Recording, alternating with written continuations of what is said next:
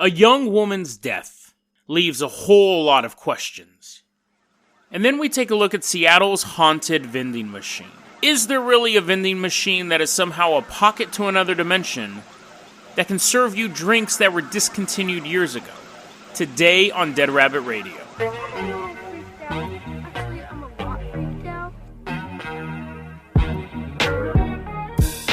Hey everyone, welcome back to another episode of Dead Rabbit Radio. I'm your host, Jason Carpenter. I'm having a great day. I hope you guys are having a great day too. It's been a pretty exciting day, actually. A lot of weird events, but again, nothing like podcast worthy. Just an interesting day all around. But speaking of the podcast, let's go ahead and get started with this. Now, this story happened when I was on my break, and it definitely was something that I was going to cover, but it's one of those stories that I kind of had to wait until all the dust settled. Now, most of you guys probably know this. There was a young woman named Sol Pais, and what happened was the media was on alert, the police were on alert, more important than the media, that a young woman... Sorry, my nose is running so bad. I'm in that in-between thing. I get allergies really bad at the start of spring, and I have to find the right medical dose. And just a side note, I'll go in more detail on a future episode, but just a side note, Benadryl is considered the world's most potent hallucinogenic. If you take too much Benadryl, and that's not an endorsement, if you take too much Benadryl, you will have full-blown hallucinations. Things that people think acid and shrooms do, Benadryl actually does. It's very, very dangerous. And they said not only does Benadryl make you see things that aren't there, it will make things that are there invisible, i.e. cars. You'll look both ways, and you walk across the street, and then you're dead. You don't see the car coming. You full-blown hallucinations and objects disappearing from you. Again, I'm not recommending you guys taking it. I actually have an experience where I took too much Benadryl, but I'll talk about that on another episode. But anyways, you'll have to deal with my stuffy nose. I know my voice is a little weirder when it's stuffed up, but what are you going to do? So, daily podcast. Got to do something. Sol Pais. The reason why she was in the media was that what the official story was, you had this 18-year-old girl, this teenager from Florida, who was obsessed with Columbine, who flew to Colorado right before the 20th anniversary of Columbine. And the schools were doing this thing, they weren't doing these things called lockdowns, they were doing these things called lock-ins, basically, where you would still go to class, you would still show up and go about your normal school day, but the school was all locked down. Normally, lockdowns, you're like stuck in your classroom. It's an American thing. I know I have a lot of international listeners, and they're like, what are you talking about? But in America, we have lockdown drills where everyone has to go to their class, you lock the doors, no one makes a noise, cover the windows, all that stuff. A lock-in drill, and the terminology may be something different, but a lock-in drill is you still are able to go about class, but you're just on high alert. Welcome to America, ladies and gentlemen. So they had the schools in Colorado on this lock, not all of them, but in the Columbine area in this lock-in procedure. Now, she traveled up to Colorado on like a Monday, and they began searching for her. There were sightings of her. They said she's armed and dangerous, and they knew exactly what she was wearing. She's wearing like a dark top with camouflage pants. She went to a gun store and bought a shotgun and 2 boxes of shotgun shells, so now the authorities are super worried about what's going on. But on Wednesday, they find her body about I think it was like 11,000 feet up near this resort in the mountains. Self-inflicted shotgun wound to the head. End of story. Or is it? And this is such an interesting case because what has come out is this. There's actual facts that have come out, and then there are just weird connections to it. One, when she traveled to Colorado, she bought 3 plane tickets. She only needed 1. She bought 3 plane tickets. And again, some of this information may change from the time that I read it to the time I'm reporting it to even the time that you're listening to it, because new things are developing. But this all happened around, it was like, I think the 15th, the 16th, and the 17th of April. Because April 20th was the 20th anniversary of the Columbine shooting. So, there's just a lot of odd details in this. They say she was obsessed with the Columbine shootings. That's what the media kept saying. But if you go to her website, which is dissolvedgirl.neocities.org, which is still up, the first thing you'll realize is the whole website is set up to look like it came out of the 1990s. It's very nostalgic. Like, looking at it, I'm like, oh. Like, it just brings back the feeling there's these animated GIFs and stuff like that.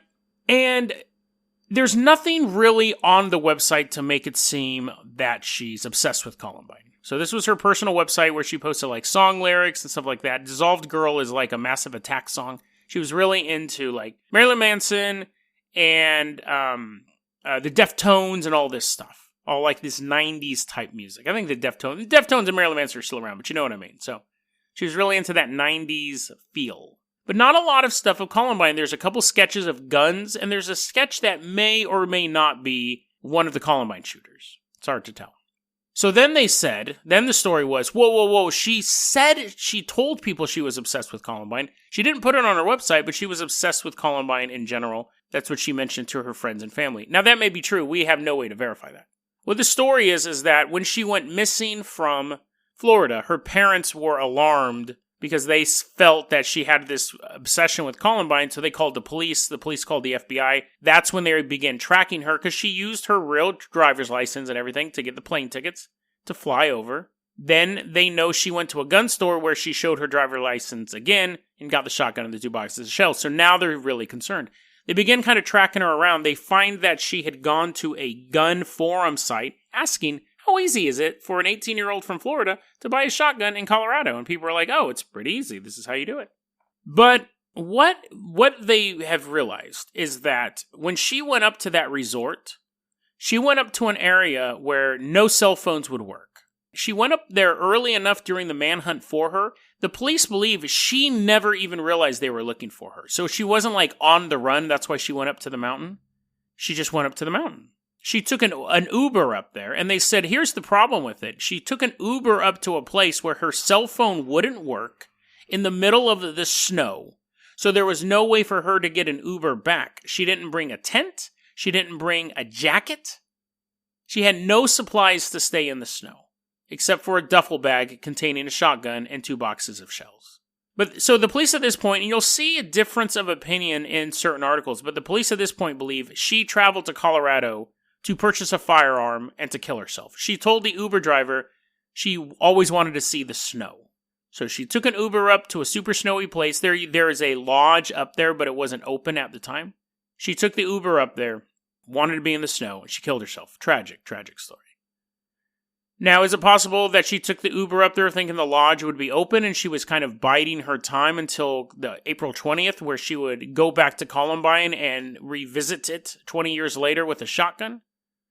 Some police have said, because see, the thing is the police put so much effort into trying to find her that if it turns out she just killed herself, people are saying, oh, well, then it was a waste of money. It was a waste of time. One of the official statements I saw from the local police was saying, well, she was kind of close to Columbine, but she was in a snowy mountain. So, I mean, kind of close relative. She was closer than if she was in India, maybe. But there's a key factor that when I was reading the stories, I didn't really understand. The 20th anniversary of Columbine is April 20th, 2019. That's a Saturday. So if you want to do a school shooting, Saturday is the worst way to do it. So that's what doesn't really fit with this story. Another bizarre element, and this might sound insensitive, but when I was reading the article and they're like an 18-year-old girl from Florida is missing, she's presumed to be in Colorado, she's armed and dangerous, stuff like that. They show a photo of her. She clearly does not look to be 18 years old. She looks like she's in her late 20s, minimum. Now, of course, I've met women in my life. I actually had a friend who was 23. She told everyone she was 29. And I finally asked her, I go, why do you tell people that? She goes, because no one takes 23-year-olds seriously. So you can age yourself up with the right makeup. It's possible. But there's all these little things. That was the first thing I was like, what? She's 18? That's weird. She's attractive. It's not like she was like, a monster woman. But you know what I mean? Like, she didn't look like she was in high school or just graduated high school. There was a big debate on 4chan about what had really happened. And some people were to the belief that it was some sort of sacrifice and it was this false flag and they were trying to take away our guns and all this stuff. And then the other group was like, no, she was probably a misguided person who probably did have a little bit of a fascination with Columbine, but never planned on shooting anything. She just went up there and blew her head off the shotgun. It's an interesting story, and it's one we're never going to really get answers for, because even generally when people are planning weird things, they will try to immortalize themselves on their website. But it's just song lyrics. It's just kind of a tragic story. But then, when I was researching it for this, I came across some new information. When she did the forum, when she said, hey, I'm going to Colorado, I need to buy a shotgun, it wasn't just one post. She was interacting with these other users on this forum. And they know it was her, they believe it was her, because the username on the forum was Dissolved Girl. The same name as her website, same name as that song. And she's interacting with them. And she says, yeah, I'm going to go shooting with, I got friends up there, we're going to go shooting together, and I just kind of want to have a shotgun ready to go and stuff like that. Is it possible that her Uber ride to the snow wasn't to commit suicide in the middle of nowhere, among the one thing she always wanted to see? Is it possible that she went there to go meet with other people to enact some sort of plan, and she may have not have known there was a manhunt for her, because her cell phone wouldn't work way up there? But the people on their way to meet her certainly would have known there was a manhunt going on up there. So when they get up there, they realize that their plan's not going to work. Not only that, but everyone in the state is looking for this woman standing right in front of them. So what are you going to do? Is it possible? Yes. Is it likely? No. No. And I think that the reason why I really wanted to cover this story is because it's so easy to create a conspiracy theory out of a tragedy. It's almost too easy. What I just came up with, the thing about her meeting friends with guns up in Colorado, and just using that bit of information, I was able to weave this narrative. And yes, it is possible that was, but it's highly, highly unlikely. I didn't read all of the forum posts on that gun site. They could have asked, oh, are you going hunting? And she could have responded just because she didn't want to say, oh, no, I'm hunting. Yeah, I'm hunting my own head. I'm going to kill myself. Instead of saying that, she goes, yeah, I'm hunting with some friends up there, blah, blah, blah, blah, blah. So it's easy, though, to just take little pieces of news information that we find and construct a conspiracy theory. It's frighteningly easy.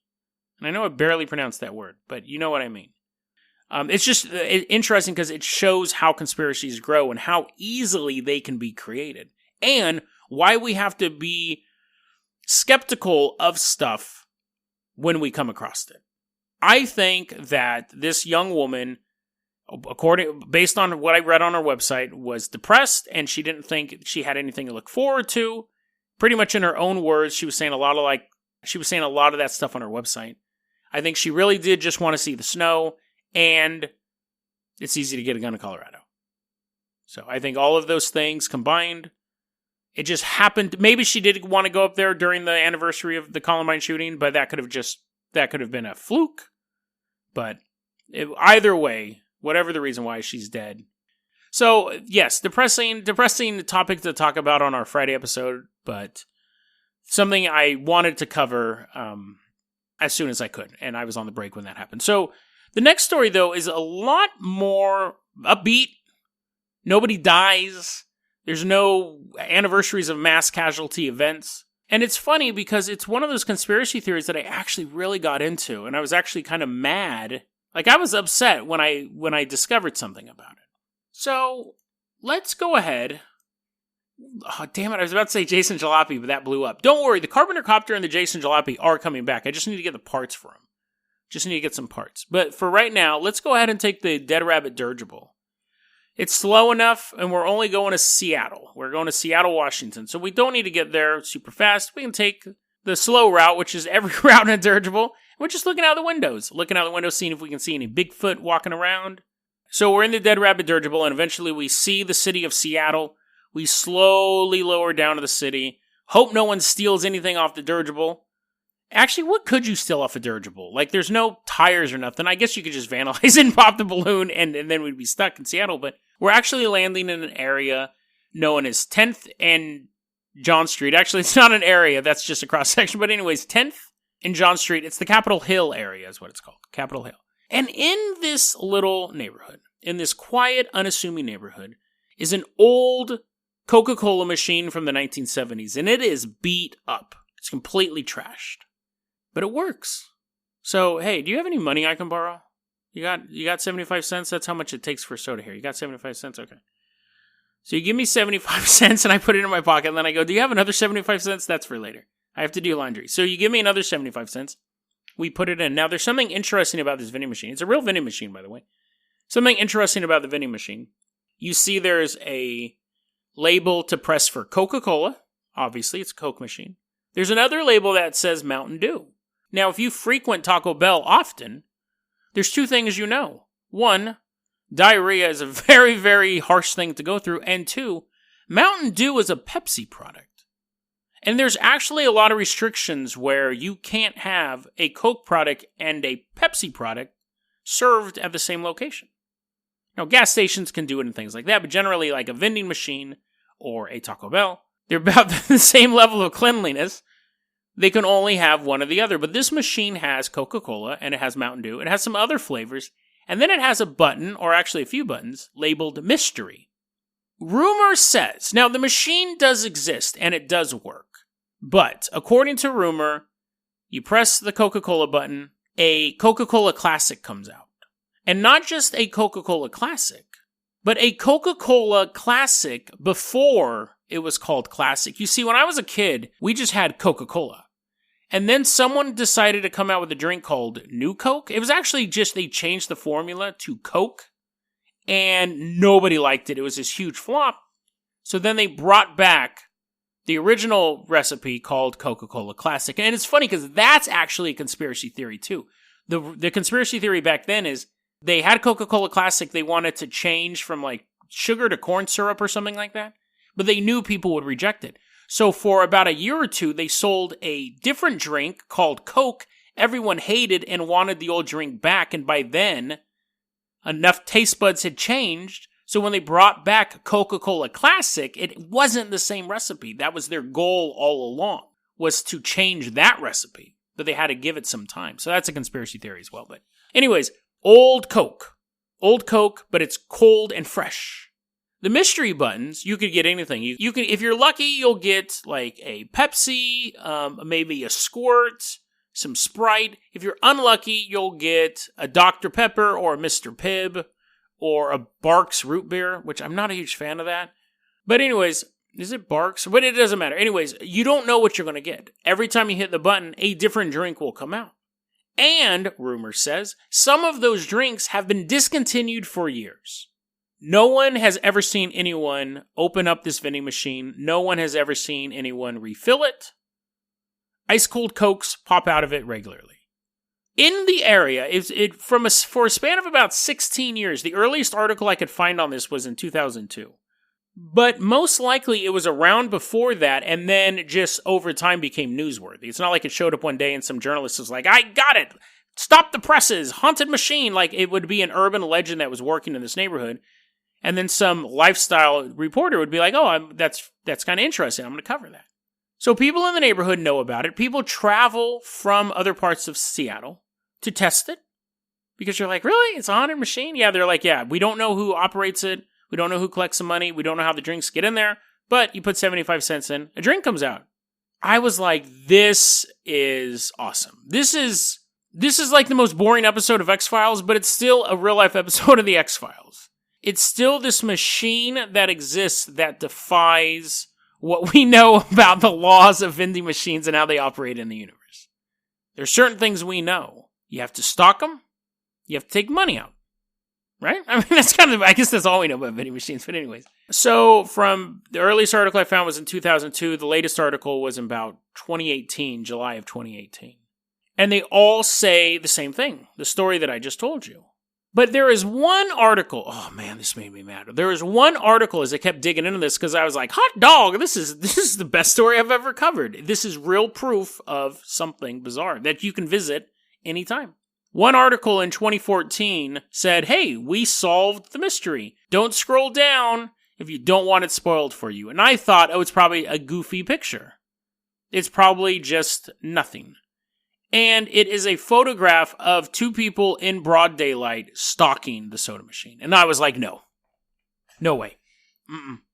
I reacted like a 9/11 truther who finally realized that the jet fuel only had to weaken the steel beams, not melt them. Not melt them. I was like, no. It's not true, man. The picture's not true. That was actually my reaction because I spent so much time researching this and I came across that like after 30 minutes of looking into this. I pulled up a picture of the machine that I knew was real. And I pulled up the picture of the person loading the machine and I'm checking out the background and I'm like, no, it's a different background. That's a different vending machine. It's not. And I looked at it and I was like, God damn it, it's the same vending machine in front of because it's in a kind of a rundown neighborhood. So it's very, very clear where it's at in both photos. And I was like, damn it. And then I was mad because some of the articles that I had read first were more recent, past 2014. Now, the article that did expose it as mundane was like a local newspaper. So it kind of makes sense that the other people didn't find it. But again, if you just keep looking for Seattle Haunted Vending Machine, it came up. It didn't take me a ton of time to find it. At this point, the machine... Oh, it's funny because at one point I found the machine is missing, and I was like, the government took the machine, man. The government took it. They took it. And it's funny because in the first story, when I was talking about being cautious of how we look at conspiracy theories, that's why I kind of wanted to bundle these two together, is because I am totally susceptible to it as well. You tell me a good narrative, and I will be like, really? But then that skeptical side of me, or that inquisitive side of me, makes me keep researching it. And I'm like, damn it. I was more like, God, I wasn't just, damn it. I was crushed. Not the orange crush, like actually crushed. Like grape crush. So, where does that leave us? Oh, let me finish up that story real quick. So the machine at this time is missing.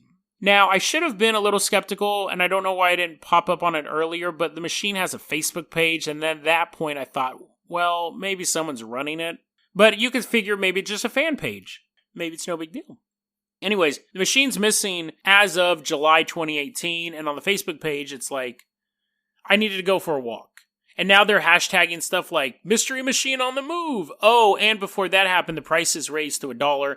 And all the drinks became mystery drinks. See, the thing is like in the first instinct, when you saw it, you thought maybe it was just this abandoned vending machine in the middle of nowhere that was mystical or paranormal for some reason. But once the people started changing the price and changing the labels in there, then you go, well, obviously someone's modifying it. But again, you think, if nobody in the area has ever seen anyone out here, and it's been here for at least 16 years, then what's going on? Is the machine modifying itself? When it just disappeared, people are like, what?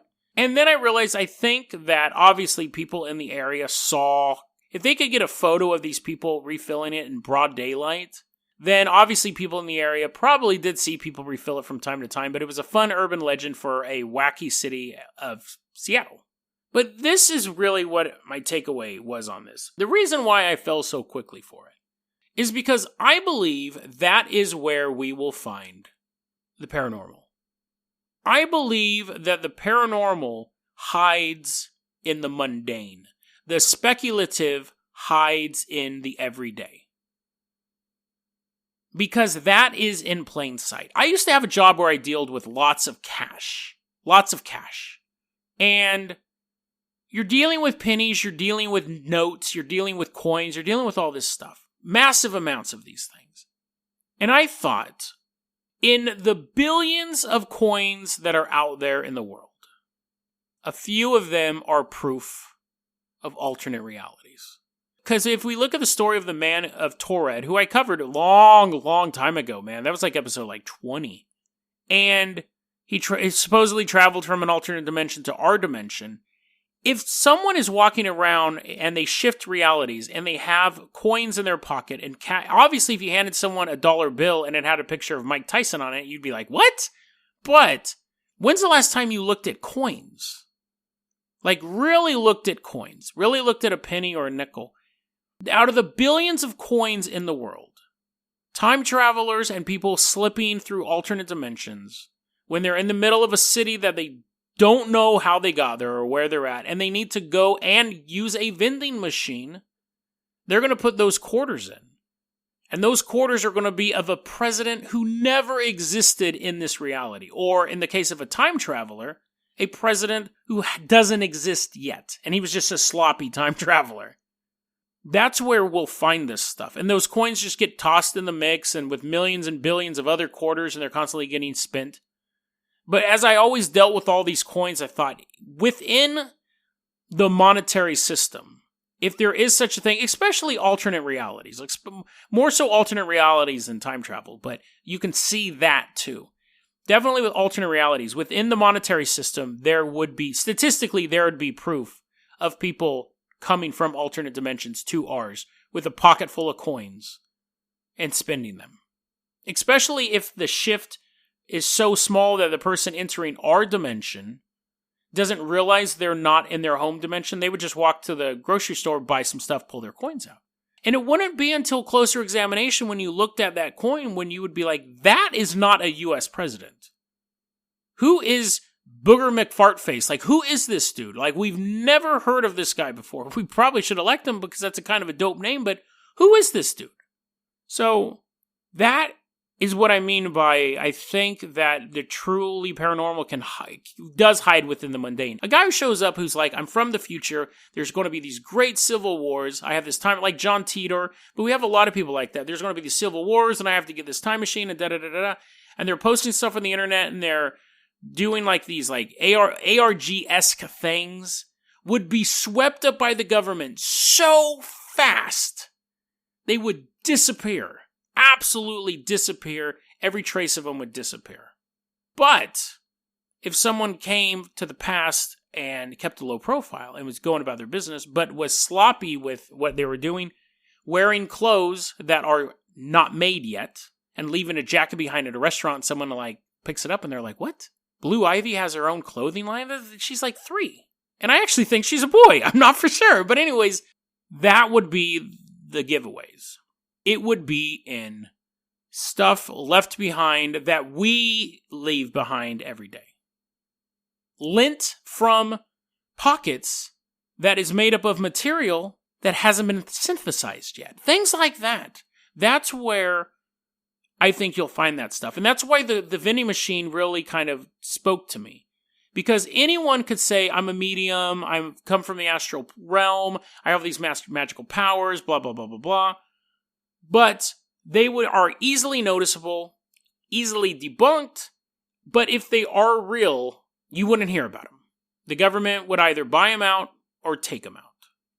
But if it's a vending machine sitting in the middle of nowhere that nobody knows about, that isn't in the newspaper, it's just a thing on a block that every so often a kid comes up to and goes, this is weird, isn't it? That I bought this soda and like this drink came out that I've never even heard of. This is bizarre. And the other kid's like, yeah, that is weird. And they just go about their business. And it doesn't become a sensation. That is possible. Now, again, we could go down the rabbit hole and say, at one point, back in 2002, when that first article was written, the machine was real. And it was really something abnormal. And that machine was taken by the government and replaced with a lookalike machine that had the same qualities. But now we're just getting into weirdo tinfoil hat nonsense. And we don't cover that on this show. I think the soda machine is a bust, but I do truly believe that if we want to find the answers to what's out there, we don't have to look to the sky. We don't have to look in the palm of our hand. We don't have to look at a medium or a psychic or an astrological chart. We just have to look at the things around us, pay attention to them, and see what's out of place. But the scariest thing about that is because the idea of alternate realities and traveling between them may be possible.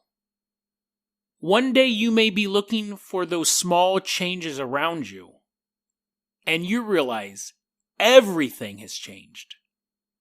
And you may become the outsider with a pocket full of odd coins. DeadRabbitRadio@gmail.com is going to be our email address. You can also hit us up at Facebook.com/DeadRabbitRadio. Twitter is @JasonO'Carpenter. Dead Rabbit Radio is the daily paranormal conspiracy and true crime podcast. You don't have to listen to it every day, but I'm glad you listened to it today. Have a great weekend, guys.